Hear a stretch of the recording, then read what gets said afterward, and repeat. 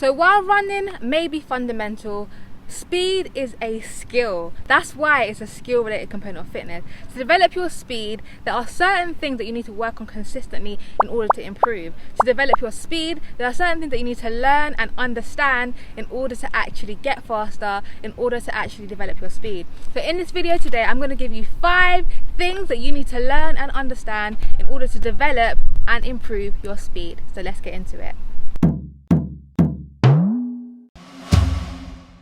Running is a fundamental movement found in numerous sports around the globe.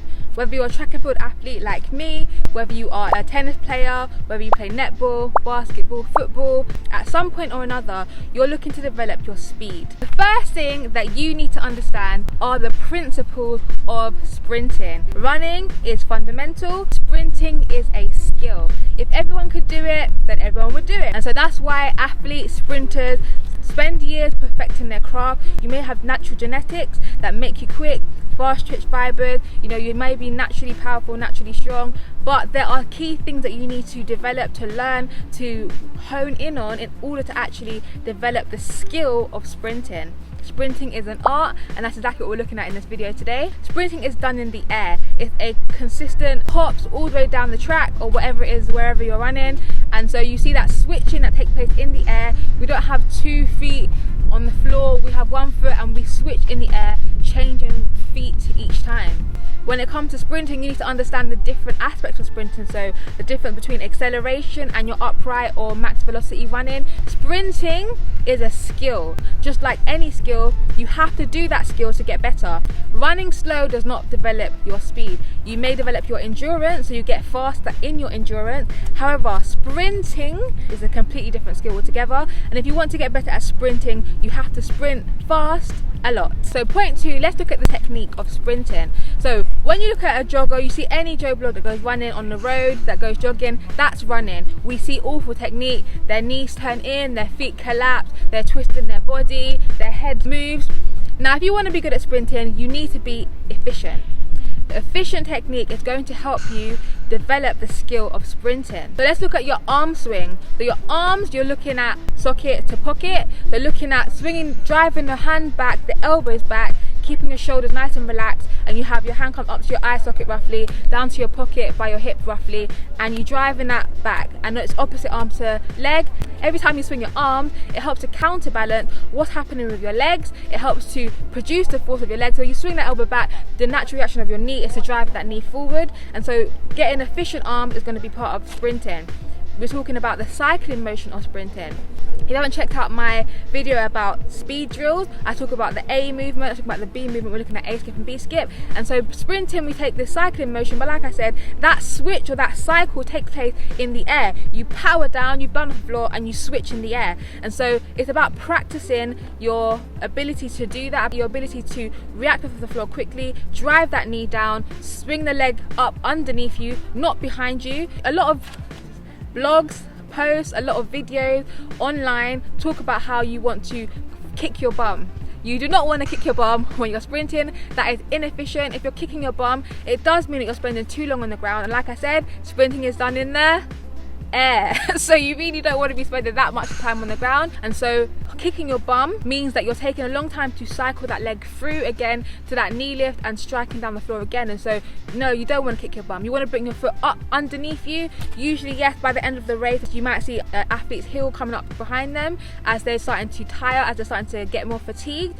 But efficiently, you want to look at what we call front side mechanics, having everything happening essentially in front of you. So if I say there was a glass here, I want everything to be happening in front of me. My leg is cycling in front of me and my heel comes up underneath me and back forward again in front of me. So when it comes to foot strike, we land on the ball of our foot. So again, like I said, when you see the average Joe Blog running, you run on your heels, collapsing, sinking, but we want to land on the ball of our foot so that we are reacting straight off of that ground, dorsiflexing our feet so that we are not losing anything, not losing any power, not losing any energy into the ground, but we're having an equal and opposite reaction, springing back up again. A lot of articles and videos online also talk about being choppy, shorten your stride to make yourself quicker, but that's not really true. So yes, you want to move your legs quickly, but the longer if you're able to move your legs quickly and have a longer stride, it means you're covering more ground. But again, we're not trying to go for long strides by exaggerating or pushing long on the floor or like overreaching in front, because that's inefficient. It's about, like I said, getting that distance in the air. So the more powerful you can actually power off of the floor to switch your leg in the air and bring the next stride down and cover more distance. Think about when you do a leap or a bound. If you've ever done that before, then you think about covering distance each hop, each bound, and that's what we're doing when we're running. That's basically what we're doing. It's a series of bounds, a series of hops, like I said before, in the air, but quickly. Okay, and so it's not about cutting your stride length. You're going to take 1,000,000 strides in 100, you're going to be very tired, and compared to someone who's taking 50 strides, 45 strides, whatever, they're going to cover much more ground much more quicker than you that's trying to take 100 strides in 100 meters. You're going to tire yourself out, and it's not going to be efficient at all. So it's not about being choppy, it's about actually powering the ground, covering distance as quickly as possible, and it's that cycling motion that you want to be able to get better at, and reacting off the floor quicker and quicker and quicker will help you to improve your speed. So let's talk about flexibility. So of course, improving your flexibility means that you can have a longer stride length. It means that potentially you're going to avoid injury. Okay, and so keeping your muscles relaxed is going to be very important for sprinting. I've heard it said tight muscles are inactive muscles, and so you want your muscles to be reactive, you want them to be active when you're sprinting. Like I said, we are essentially bounding as an explosive skill. Sprinting is, you have to make sure that you keep your muscles loose.